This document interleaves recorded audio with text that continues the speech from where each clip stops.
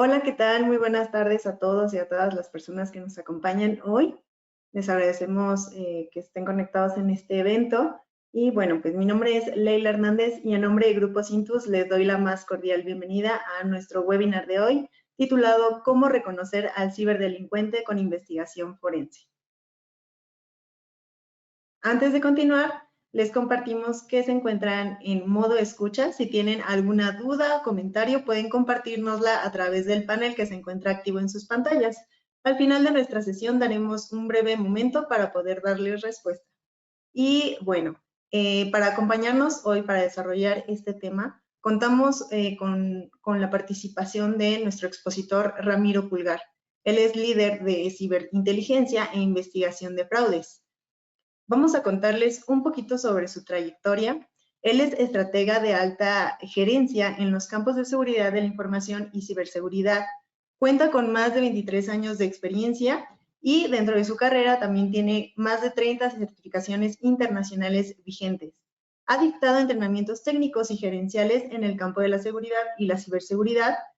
Y bueno, a través de esta trayectoria también ha participado en casi todos los países de Latinoamérica y ha ganado 3 premios internacionales como instructor. Podrán ver a continuación la trayectoria en certificaciones que posee este gran instructor. Y bueno, pues sin más por el momento, vamos a darle la palabra.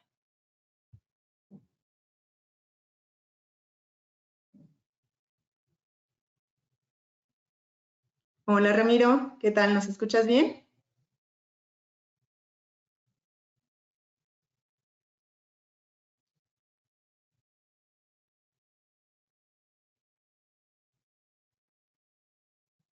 Hola Ramiro, ¿nos escuchas? Ahí sí les escucho. ¿Ustedes me escuchan? Perfecto, sí. Gracias a todos los asistentes. De mi parte, pues desde Quito, Ecuador, de la mitad del mundo, les envío un fuerte abrazo. Gracias por permitirme compartir con ustedes junto a Cintus y también Easy Council, poder platicarles un poco sobre temas de investigación forense. Perfecto. Bueno, pues te cedemos los controles en unos momentos y damos comienzo. Gracias. Perfecto.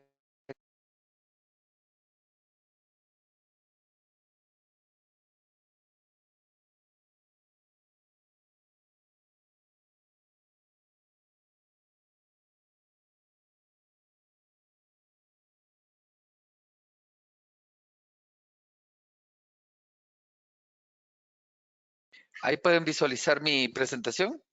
Es correcto. Bueno, muchas gracias a todos los asistentes. Entiendo que se han conectado desde varias ciudades de México y de varios países de Latinoamérica.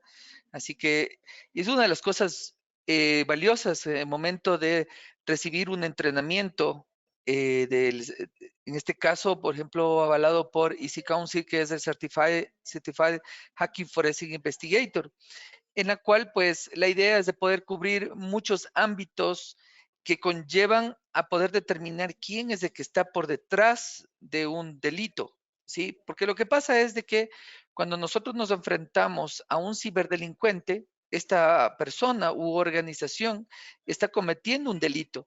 Hay artículos en diferentes leyes en varios países, por no decirles en todos, en las cuales cuando se accede a un sistema de forma ilegítima, o sea, no consentida, entonces prácticamente es un delito penal. Acá en Ecuador, por darles un ejemplo, está penado de 3 a 5 años el poder acceder a un sistema o a información de forma no consentida. ¿Por qué se llama no consentida? Es porque obviamente hay consentimiento en ciertos casos, por ejemplo, ante la orden de un juez, en la contratación de una ética hacking o penetration testing, entre otras cosas. Entonces, eso conlleva, digamos, a que sí, quienes tenemos nuestros activos en una organización podamos estar preparados para enfrentarnos, digamos, a estas acciones de los ciberdelincuentes. La pregunta es, ¿será solamente una organización quien debe estar enfrentando estos ciberataques que a la final es la que nos afecta la reputación, nos afecta los términos financieros, nos afecta, por ejemplo, los aspectos legales, de cumplimiento, y entre otros ámbitos. Y es por eso que la ciberseguridad, ¿sí? La ciberseguridad actual que está especificada en la ISO 27100 habla sobre mantener los ciberriesgos a un nivel tolerable. Ya no habla como antes en la ciberseguridad, que estaba especificada en la 27032, que de hecho hace pocos meses cambiaron ya su título. Antes hablaba solamente confidencialidad, integridad y disponibilidad, así como también inclusive en la ISO 27001, aún en la versión 2022, de octubre de 2022, habla solo de confidencialidad, integridad y disponibilidad, pero en ciberseguridad estamos hablando que es un ámbito en el cual está dentro de la seguridad de la información y esta ciberseguridad, digamos, la intención es de poder mantener estos ciberriesgos, o sea, ¿dónde? En el ciberespacio. Por lo tanto, ¿sí? Por lo tanto, eh, ahí me pueden ver, creo que por ahí no se veía. Sí, gracias. Para que vean la ciudad de Quito, está un poquito nublado. Entonces, el tema de los ciberriesgos conlleva a diferentes aspectos, no solo confidencialidad, integridad y disponibilidad, sino, como les decía, temas hoy por hoy muy complejos, reputacionales, de extorsión, financieros, sobre todo de entidades financieras. Me imagino que algunos de los asistentes estarán aquí en ámbitos financieros, gubernamentales, inclusive en la cual ya conlleva, ¿sí? A ciberguerras. Mire lo que está pasando en Israel y en la franja de Gaza y entre estas ciudades de Palestina. Entonces ya estamos hablando de ciberguerras, en la cual no solamente tiene que ver con organizaciones, que inclusive se ve afectada la sociedad. Imagínense una ciudad sin agua, sin luz. Bueno, acá en Ecuador estamos pasando un tema de luz, pero bueno, es por otros temas. Pero generalmente una ciberguerra, sí, es los servicios básicos, lo que se llama infraestructuras críticas, es lo que se ven afectados inicialmente para causar caos en una sociedad. Por ejemplo, ha habido casos de noticias en las cuales ha afectado ransomware a hospitales. Entonces, llegar a este punto donde ya se ven afectados. Y a las personas. ¿Qué pasa cuando a una persona la ataca por phishing, por un phishing, que es una llamada telefónica, cualquier tipo de impersonalización para poder extorsionarles a través del robo de unas credenciales, de una cuenta bancaria, donde les hacen transferencias a otras cuentas, mula que se llama, y al final son pérdidas financieras. A muchas personas les puede afectar, inclusive ha habido personas que han querido hasta suicidarse porque les han quitado todo su dinero. Y obviamente ustedes dirán, es que el banco es el responsable, es que va a depender, ¿no? Hasta qué punto lleva ello, pero afecta a las personas en aspectos psicológicos. Y eso es lo que es la ciberseguridad, es de poder proteger inclusive hasta las personas. Por eso, inclusive, leyes de protección de datos personales conllevan no solamente a proteger los datos de las personas, sino el fin es proteger a las personas. Entonces, eso conlleva. Entonces, ahora la pregunta es, nosotros como forenses, ¿dónde entramos dentro de esto? Y es lo que vamos a ver a continuación, porque nos enfrentamos solamente en Internet, a múltiples zero days.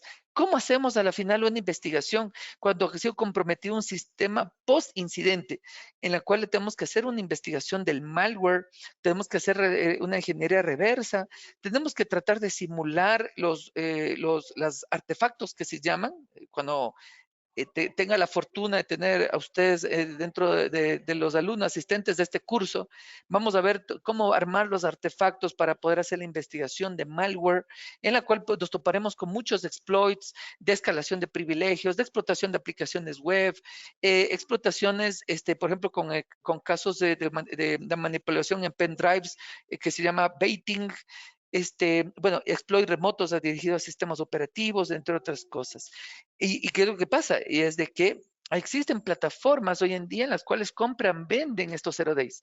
Por eso el reto no solamente es el área de tecnología, que de hecho ahí es el área en la cual nosotros trabajamos, que es de Blue Team. El área de tecnología es de que prepara a la seguridad para poder disminuir los riesgos tecnológicos en los cuales se enfrentan ante ciberdelincuentes. pero no tenemos que desconocer que tenemos la probabilidad de que ocurra un incidente. Y ahí es que nosotros como forenses podamos aportar nuestras acciones para poder determinar quién está por detrás, ¿sí? Entonces, pero ¿qué pasa? Tenemos 0 days, 0 days para celulares, 0 days para bases de datos, para sistemas operativos. Ninguna aplicación es segura. En la vida nada es seguro, lo único que es seguro, la muerte de los impuestos y nada más. Por lo tanto, nos enfrentamos nosotros a este tipo de malware. Y no se diga, por ejemplo, ataques de negación de servicio, en las cuales se ven afectados nuestros servicios. A veces no sabemos de dónde provienen estos ataques.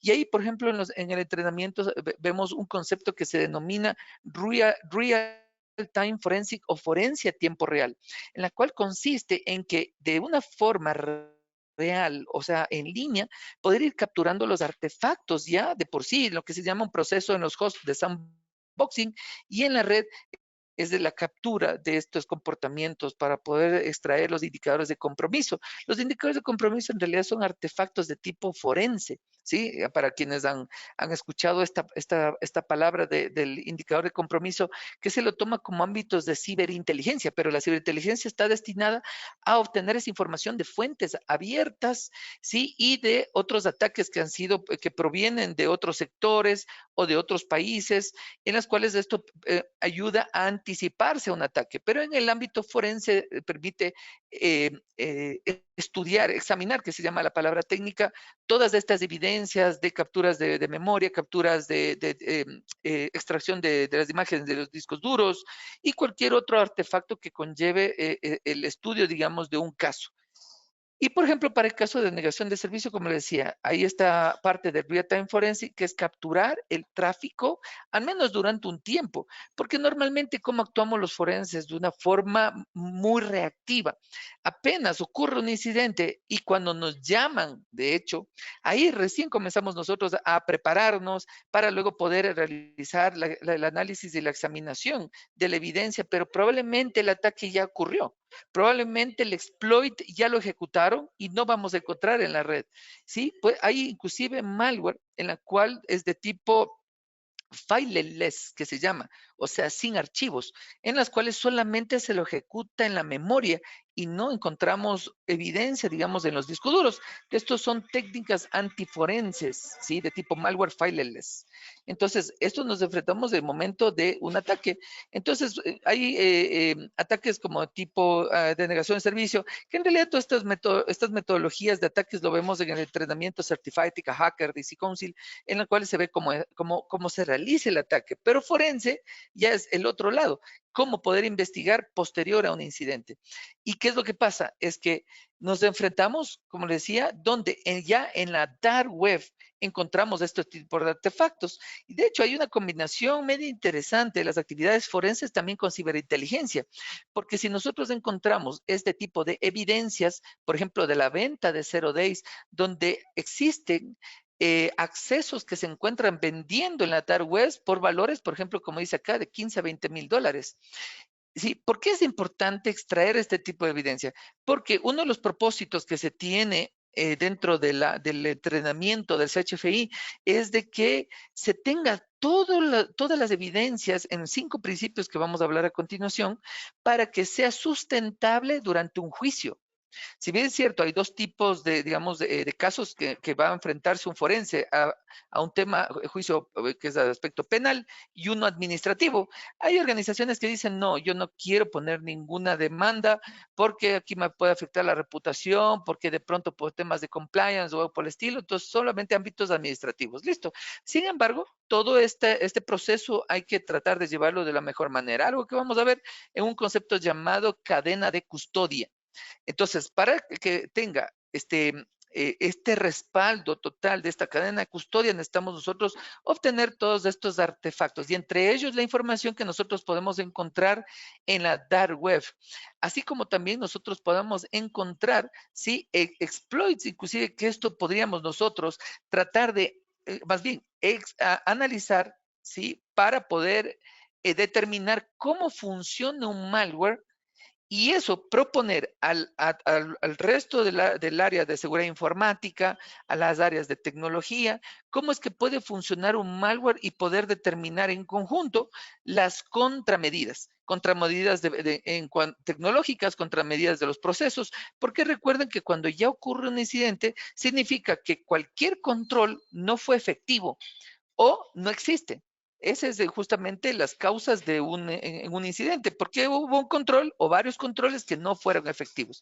Entonces, la idea es que después de la investigación forense, permita esto determinar si una mejora en el proceso o en la tecnología o en las habilidades de personas para que cuando ocurran nuevamente este tipo de incidentes ya no pueda existir un impacto o ya sea menos probable de que ocurra este tipo de incidentes. Entonces, a eso conlleva, ¿no es cierto?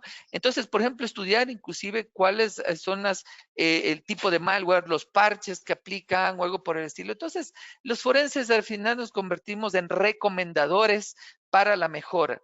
Y encontramos también en Internet información como correos electrónicos, que esto probablemente haya servido al ciberdelincuente para poder mandar un phishing, ¿no es cierto? Información de tarjetas de crédito, entre otras cosas. Como le decía, esto es algo complemento también con la ciberinteligencia, en la cual pues nos enfrentamos inclusive, en la cual a amenazas de tipo extorsión, como es este caso de aquí reciente, en la cual estaban vendiendo 70 gigabytes de datos, ¿sí? En la cual comienzan a vender ransomware, inclusive en Internet, ¿sí? En la cual, por ejemplo, tenemos acá varios ministerios en varios países, ¿sí? Poderes judiciales, sectores gubernamentales, bancos, entidades, inclusive empresas privadas como Sony, y en las cuales van modificando cada vez este tipo de ransomware, que son estos muestras en las cuales hay mutaciones por diferentes actores de amenaza y en las cuales nosotros tenemos que estar a la par,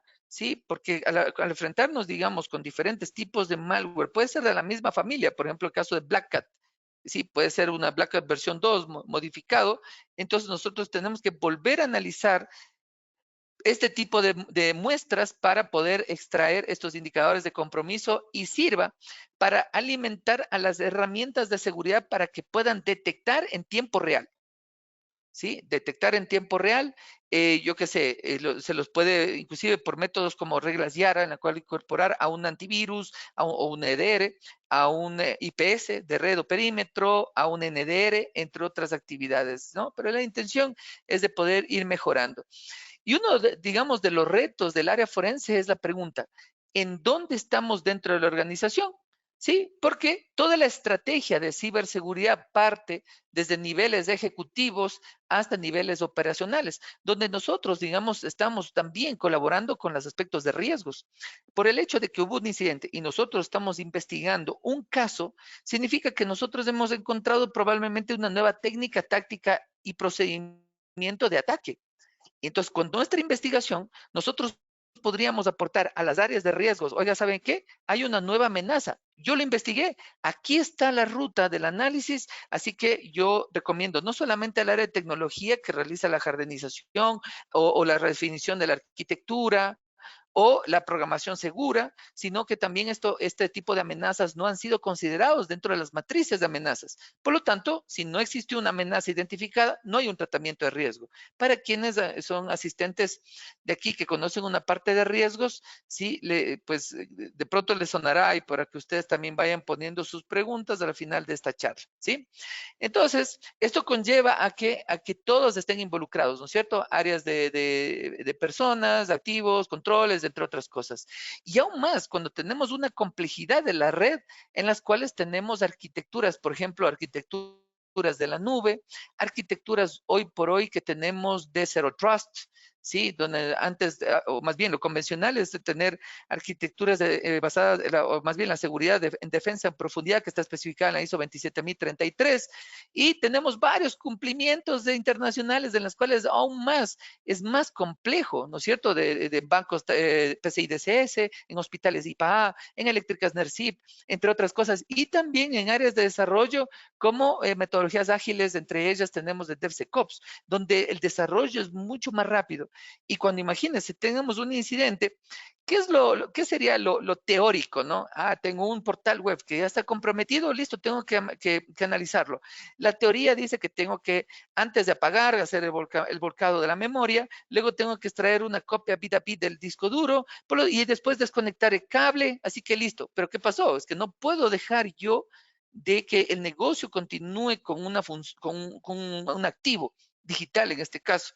Entonces ahí es donde yo tengo que trabajar también en conjunto con todas las áreas para poder estar alineado a la estrategia del manejo del incidente, ¿sí? Porque no es cuestión solamente de un aspecto tecnológico y aún más cuando tenemos este tipo de aplicaciones que están funcionando y de forma ágil también, ¿no es cierto?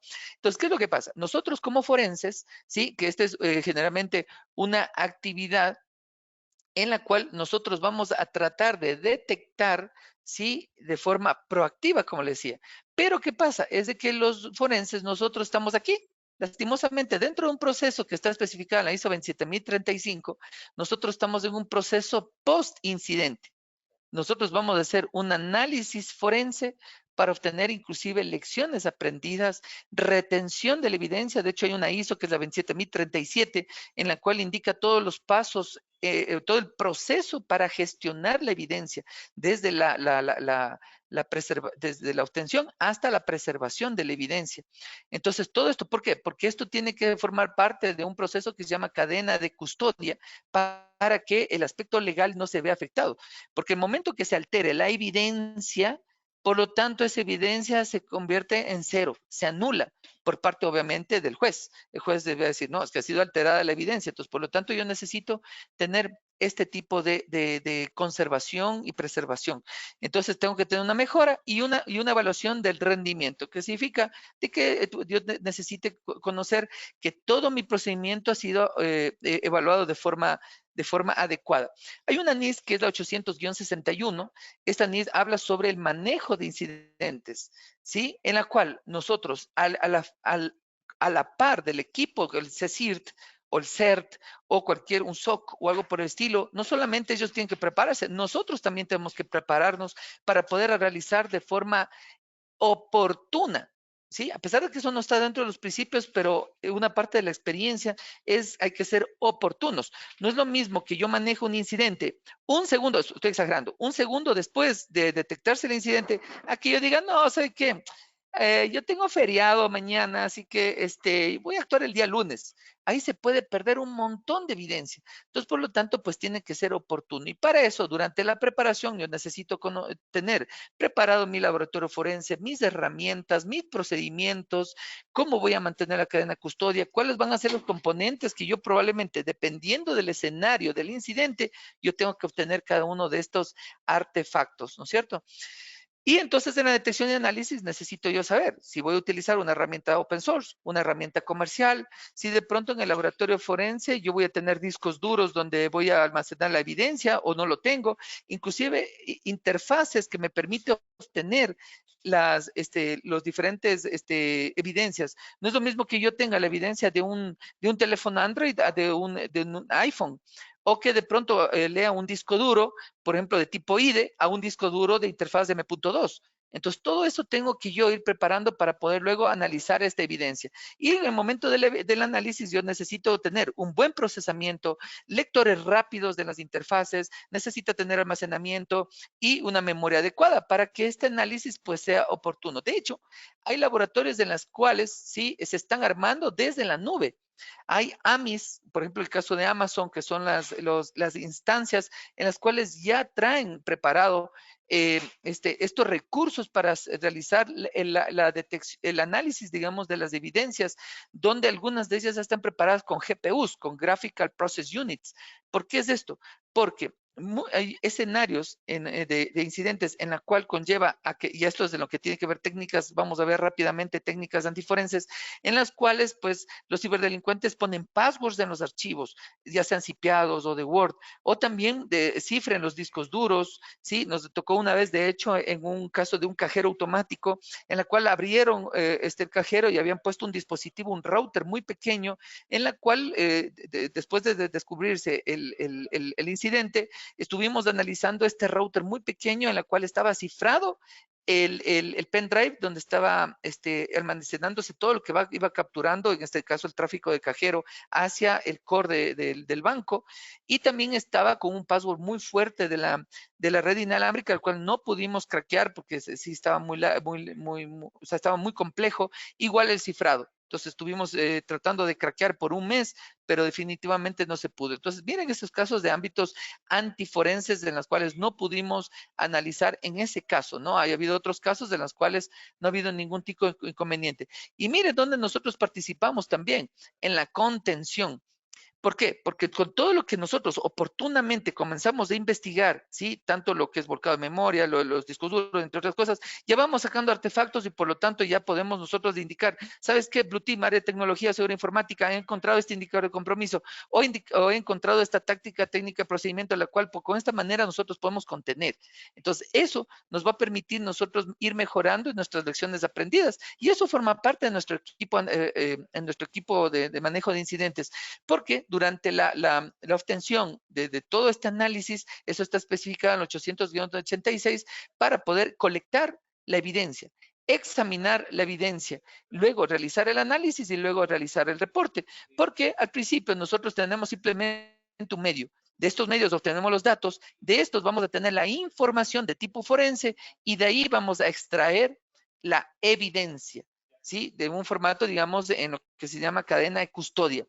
Como les decía, nosotros durante un incidente, ¿sí? Ocurre mediante un analista de incidentes que recibe una llamada, oiga, ¿saben qué? Estoy con un incidente en la cual mediante un tema de validación del tipo de incidente, ¿sí? En la cual obviamente hay que tener una clasificación y ahí en el momento de la notificación va a realizarse ya, va a, digamos, actuar rápidamente los diferentes equipos en los cuales van a participar en este incidente. Entonces, en el momento de la obtención de esta evidencia, ahí van a participar el departamento forense.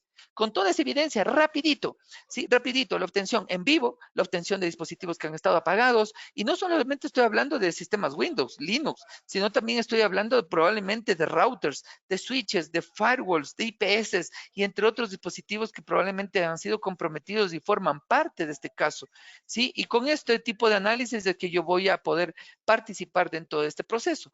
¿Cuál es el objetivo final? ¿Quién es el responsable de todo esto? Porque este responsable ya estuvo observando que estos son, digamos, parte del ciclo de un ataque en la cual pues estuvo viendo actividades, estuvo, digamos que performando o estaba mejorando sus habilidades para poder que su amenaza como tal, sus técnicas, perdón, sean más efectivas, produciendo un incidente a través de técnicas y procedimientos en la cual encontremos con exploits o inclusive campañas, ¿sí? Campañas de desprestigio, campañas de ataques a través de botnets, en la cual un ciberdelincuente que siempre va a estar, ¿sí? Superior a nosotros. Ustedes van a decir, bueno, desde 100%, no, yo me los encontré unos que son de tipo script kiddies, así que no están a mi nivel. Sí, es lo típico.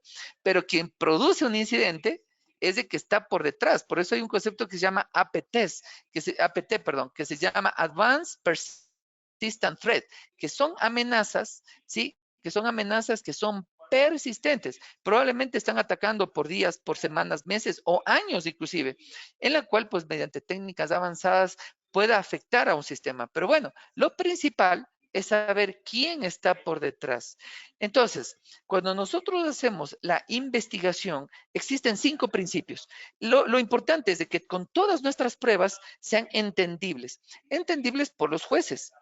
Sí, durante el curso del CHFI nosotros vamos a ver todos los procedimientos técnicos para que en el momento de resumir un reporte, esto sea entendible, ¿sí? Porque una de las cosas que nosotros promovemos no solamente es del aspecto técnico, ético, que eso es factor número 1 dentro de una persona, el aspecto técnico, pero la idea es de que sea algo muy entendible. De hecho, nosotros siempre recomendamos que exista un documento técnico y un ejecutivo orientado, digamos, a una explicación para jueces, digamos, o digamos áreas administrativas, que a pesar que no entiende el área técnica, pero pues se puede uno resumir sin dar juicio de valor, que eso es uno de hecho de la parte de los principios, y que también sea admisible. ¿Qué significa esto? De que todo lo que nosotros vayamos recolectando esté efectivamente relacionado a un caso. Por lo tanto, el investigador forense no solo es cuestión nada más, bueno, todos los discos duros voy a ir recolectando la evidencia, todos los pendrives y listo, y con eso me voy. No, o sea, esto implica primero conocer el caso, qué es lo que estoy buscando para saber, inclusive durante el análisis, saber qué es lo que voy yo a presentar, digamos, para que sea admisible en un caso judicial. Toda esta información a la final tiene que ser auténtica. ¿Qué significa? Es de que yo no puedo, sí, plantar evidencia. O sea, tiene que ser algo real y que esté efectivamente relacionado al incidente. Ha habido casos donde, por ejemplo, nosotros hemos participado como equipos, es decir, en casos donde ha habido un fraude interno, por ejemplo. Y en el momento de la investigación de una evidencia, sí, en un caso, en una entidad financiera, imagínense, nos encontramos con pornografía infantil. Entonces fue algo grave, ¿no? Obviamente ahí durante el curso vamos viendo cada uno de estos escenarios en los cuales saber qué hacer y qué no hacer inclusive, ¿sí? Porque tiene que ser auténtico, tiene que estar relacionado a, al incidente. También tiene que ser esto confiable, ¿sí? Garantizar que sea auténtico, o sea, como le digo, no tenga que ser plantado y veraz, ¿sí? Respecto a la evidencia. Y tiene que también ser completa, ¿sí? Porque hay veces que, sí, si bien es cierto, hay una evidencia que puede llevar a la resolución de un caso, pero puede ser que exista otro tipo de evidencia que no ha sido identificada y que más bien pueda contradecir a la teoría, digamos, de lo que va construyendo el investigador forense. Por lo tanto, si uno de estos principios falla, entonces en algún momento puede ser que el juez tome una mala decisión. Puede soltar a un culpable o puede culpar a un inocente. ¿Sí? Entonces, hablando desde un aspecto judicial, porque en ámbitos administrativos también ha pasado, ¿sí? En el cual me he topado dentro de investigaciones de fraudes, en las cuales, pues, al principio han tratado de determinar y han dado con una persona, pero resulta que no ha sido esa persona, pero ya el área de recursos humanos los despidieron, inclusive han abierto temas administrativos, justicia judicial. Acá en Ecuador hay un concepto que se llama visto bueno, en la cual pues prácticamente los bloquean de ser contratados, o sea, hasta ese punto, ¿no? Entonces, por eso es que todo tiene estos 5 principios, tiene que ser, digamos, garantizados dentro de la investigación forense. Por lo tanto, los investigadores forenses tienen una alta responsabilidad en el momento de ir analizando todos estos casos. Entonces, yo por eso siempre digo, sí, por ejemplo, al equipo investigador, quienes se preparado para el curso CHFI, le he dicho, primero el ámbito técnico y segundo, actuar con la mayor responsabilidad, porque podemos, sí, meter preso a un inocente o podemos soltar a un culpable, ¿sí? Entonces, esto, digamos, es uno de los retos. Entonces, dentro de los reportes digitales, nosotros presentamos en el curso, sí, cada uno de los componentes que vamos a ir llenando. Entonces ahí es donde viene todo el uso de las herramientas. El curso de CHFI es un curso 30% teórico y 70% práctico. De ley tenemos que nosotros ver el aspecto teórico porque un forense que no conozca cómo funciona la memoria, cómo funciona la estructura de la memoria, cómo funcionan, por ejemplo, los file systems. No es lo mismo analizar un sistema XT3 de un Linux que un NTFS de un sistema Windows, ¿sí? En el cual nosotros vamos inclusive a poder extraer un firmware de un servidor, por ejemplo, o de un storage o de un switch, ¿no es cierto? O inclusive de un dispositivo móvil, porque tienen diferentes métodos de almacenamiento en los file systems, inclusive tienen diferentes tecnologías, ¿sí? En la cual nosotros vemos de entrenamiento, cómo funciona un FAT32, cómo funciona en NTFS,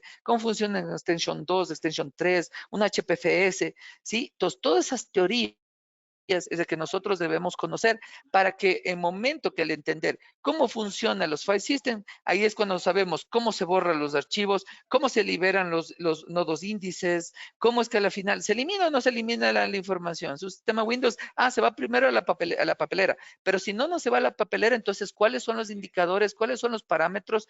Por ejemplo, nosotros utilizamos herramientas hexadecimales, ¿sí? Como el WinX, para poder examinar archivos eliminados y poder recuperarlo. Claro, ustedes dirán, bueno, hay herramientas herramientas comerciales, sí, como el FTK, como el Encase, como el Axiom, entre otras herramientas, o también en las versiones muy conocidas de open source como Topsy, bueno, Memorial Volatility, entre otras, para poder examinar toda esta información. Pero necesitamos de entender, porque una de las cosas que promovemos acá es evitar ser un user tool, o un tool user más bien, ¿no? Un tool user, un usuario de la herramienta. Ah, listo, a ver, subamos evidencia, examinar, busquemos archivos eliminados, busquemos archivos, patrones, digamos, mediante la búsqueda en correos electrónicos, listo, ahí está mi examinación. No, nosotros necesitamos conocer cómo funciona y por eso, digamos, que va orientada a la teoría. Entonces, dentro de los pasos de la examinación que vemos nosotros, es cómo identificar la escena, que ya más o menos hemos visto, cómo colectar la evidencia, obtener autorización de fiscal para temas de allanamiento, porque en el momento de un allanamiento, por decirles uno de los casos que al menos yo he participado, me tocó una vez inclusive llevar un jammer, por ejemplo. Ustedes dirán, bueno, un jammer, ¿para qué? Este jammer, si no lo han escuchado, es un generador de ruido para distorsionar señales. Señales de redes inalámbricas, de telefonía celular, de ubicación GPS, entre otras, para que con estos jammers, la idea es de que en un teléfono, cuando allano, digamos, un teléfono, pierda la señal. ¿Y cuál es la intención de la pérdida de la señal? Es de evitar de que alguien remotamente mande a eliminar o mande a formatear la memoria del dispositivo móvil. ¿Por qué? Porque el momento que algún tipo de software le manda a eliminar, ¿qué perdí? Evidencia. Entonces, todos esos ámbitos a la final, nosotros sí vamos viendo que en el allanamiento tenemos que actuar rápido y poder identificar, sí, rápidamente cuáles son los componentes electrónicos o físicos que me permitan esto, ¿sí? Para luego transportar la evidencia a laboratorios forenses, donde ahí tengo que, inclusive vemos ahí en el entrenamiento, las bolsas de Faraday, bolsas antiestáticas, estos jammers, entre otras. Para cuando lleguemos al laboratorio, de hecho, siempre ahí vemos dentro de los procedimientos de laboratorio forenses cuáles son sus componentes, computadoras, servidores, almacenamiento, la forma de conservar la evidencia. Vemos ámbitos de la ISO 17025, 17025, que son inclusive, a pesar de que esta ISO está orientada para laboratorios de muestras de sangre, entre otros, esto también aplica a estos laboratorios. Entonces vemos todo esto para luego en los discos duros ir sacando copias de streaming, digamos, vida bit. Entonces ahí es donde se sacan 2 copias del disco duro para poder ir evidenciando todo esto. Sacamos del hash de integridad para verificar que durante todo el proceso de quien tiene la evidencia, pasa de mano en mano y el hash de integridad nunca debe verse alterado, ¿sí? Para conservar esta cadena de custodia, almacenar la evidencia digital en algún lado mediante esta cadena de custodia, porque a veces sucede que se pierde la evidencia. Analizar siempre desde la copia de la evidencia, ¿sí? Desde la primera copia, preparar el reporte forense, luego dirigirlo esto a un juez y poder inclusive testificar.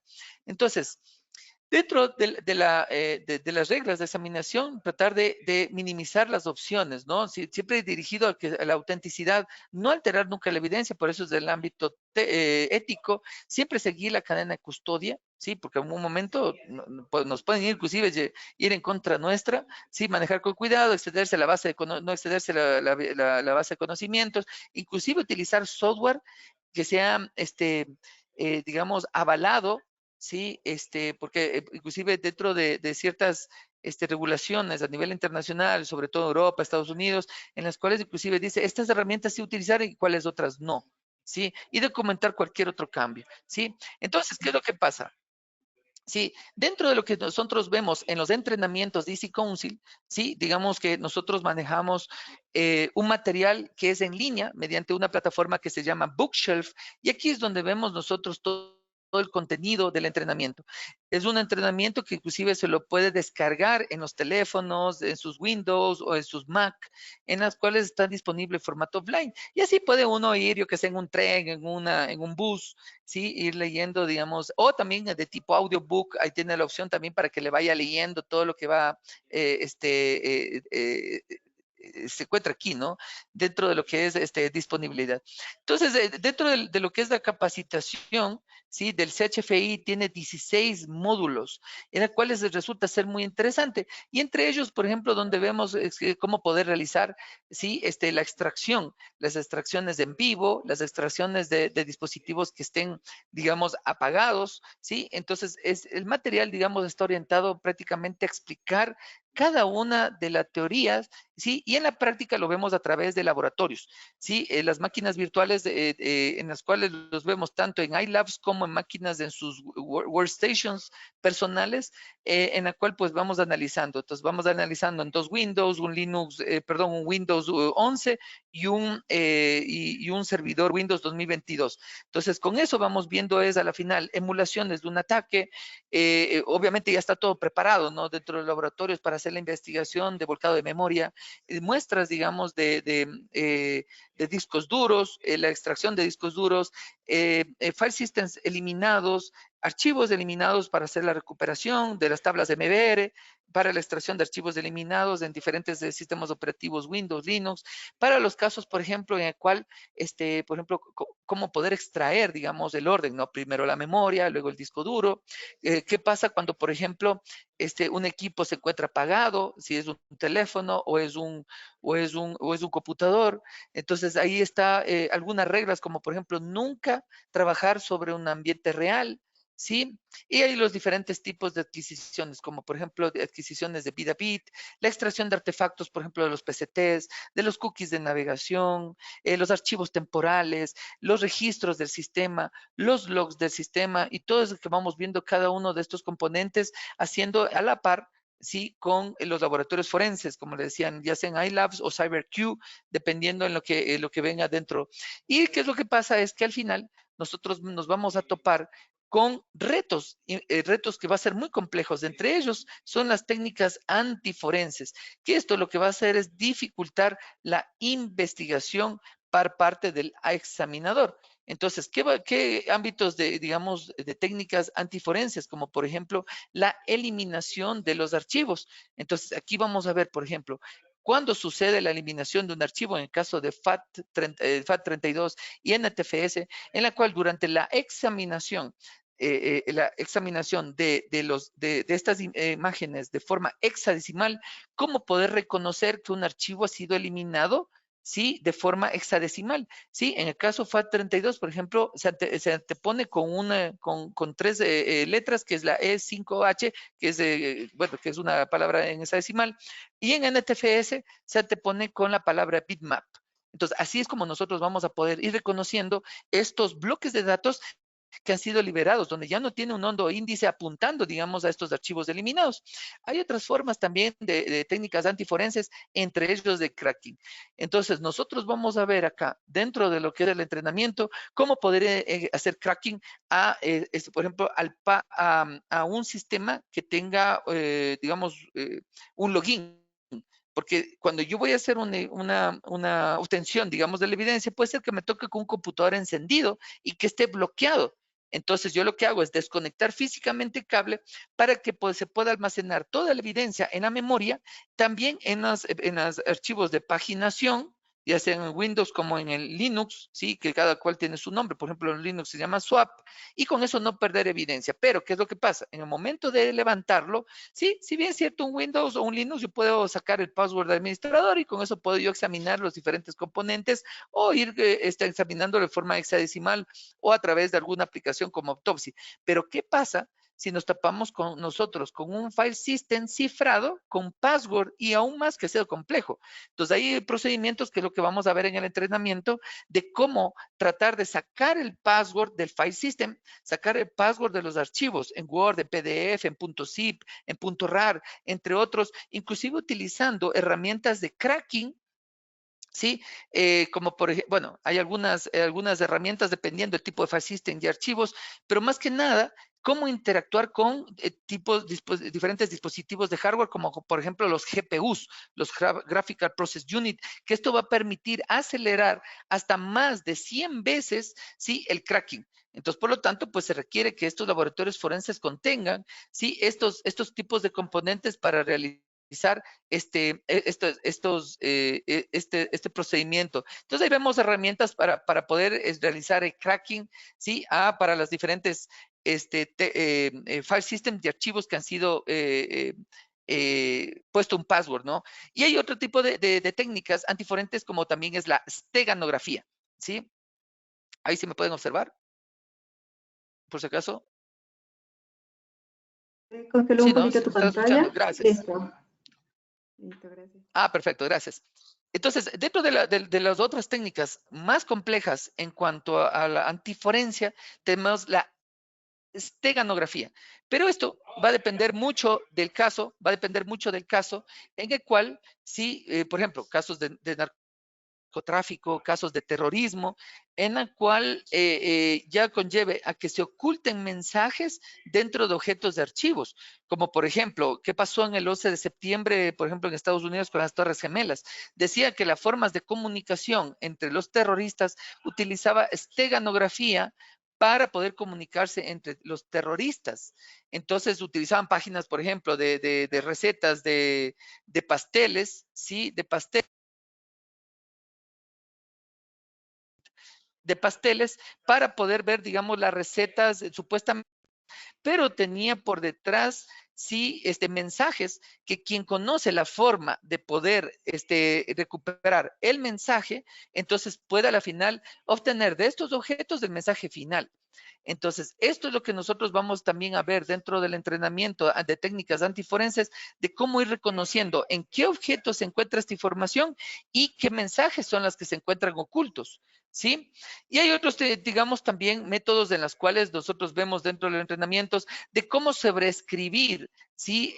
Los bloques de datos para que ya no sean recuperables, ¿sí? Y eso, digamos, es lo que forma parte, digamos, de las técnicas antiforenses. Sin embargo, a más de, por ejemplo, de las técnicas que nosotros vemos para poder recuperar archivos y file system eliminados de Windows, de Linux, inclusive de capturas de indicadores de compromiso en la red, también vemos ataques web, cómo han sido comprometidos, ¿sí? Cómo han sido comprometidos. Y nosotros vemos, por ejemplo, también cómo obtener indicadores de compromiso en la dark web, en las bases de datos. Y uno de los retos más complejos son en las técnicas forenses en la nube. ¿Sí? Nosotros ahí vamos a trabajar con ambientes Amazon y con ambientes Azure para saber cómo analizar las evidencias que nos pueda poder determinar quién es el que está por detrás, ¿sí? Dentro de estas investigaciones, ¿no es cierto? Entonces, por ejemplo, en el caso de Amazon, nosotros vamos a ver cómo a la final activar estos componentes, ya sea de CloudWatch, entre otros módulos, que así podemos nosotros extraer los logs y extraer las imágenes para que esto sirva dentro de las investigaciones forenses. Pero digamos que esto no es únicamente desde el ámbito legal, porque detrás de estas nubes, sí, a veces que esto puede estar en algún país, digamos, donde de pronto pueda haber algún tipo de restricción. Por lo tanto, los investigadores forenses no solamente tenemos que involucrar en la parte técnica, sino del ámbito también legal para poder entender qué sí podemos nosotros realizar y qué nosotros no podemos realizar. ¿Sí? No sé si de pronto ustedes tienen alguna pregunta, ¿sí? En la cuales podamos suplir respecto a cómo se maneja estos entrenamientos de Easy Council, en las cuales pues Cintus es uno de los líderes acá en Latinoamérica, en las cuales pues nosotros también como instructores compartimos no solamente los conceptos y los laboratorios, sino también la experiencia en las cuales nosotros como hemos actuado también como peritos forenses, como investigadores de fraudes internos, podemos compartirles dentro de estos entrenamientos. No sé si de pronto tienen preguntas, por favor.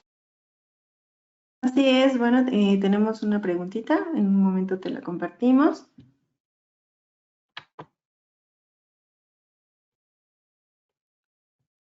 Listo, en este momento nos pregunta Amalinali, ¿qué modelo de riesgo para ciberseguridad es mejor aceptado?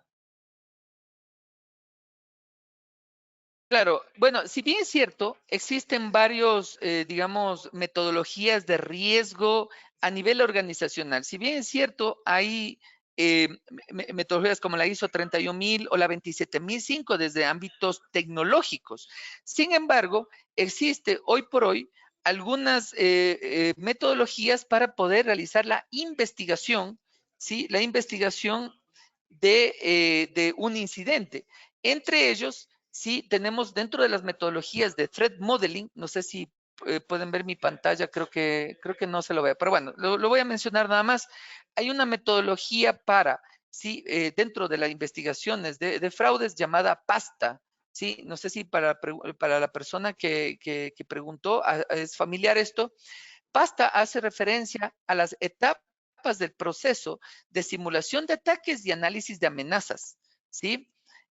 Entonces, esta metodología es muy utilizado dentro del manejo de incidentes y el modelamiento de amenazas. Se llama PASTA, ¿sí? Process for Attack Simulation and Threat Analysis. Así que esto, pues, digamos, puede ser complementario con otras metodologías como, por ejemplo, Stride, Dread, por ejemplo, BAST o también Octave, ¿sí? Entre otras metodologías de riesgos. De hecho, Octave es una de las más antiguas, ¿sí? Pero lo que pasa es de que uno como forense, a la final, dentro de la investigación, puede también puede identificar, digamos, cuál ha sido la técnica, táctica o procedimiento que ha utilizado para poder definir, para poder identificar una amenaza real, para con todos los componentes saber cuál ha sido el método en el cual ha comprometido un sistema o información, porque eso implica que no ha sido efectivo el control. Y el control está relacionado al tratamiento del riesgo. Entonces, yo dentro de un análisis de riesgos, aporto en las amenazas y en el tratamiento de riesgo para poder mejorar la efectividad para que no vuelva a ocurrir un incidente. ¿Sí? No sé si contesté la pregunta.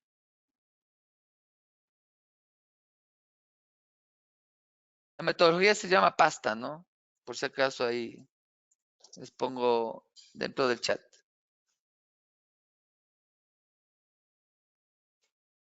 ¿Alguna otra pregunta? Así es, nos preguntan, ¿la certificación CHFI es complementaria a la certificación CEH?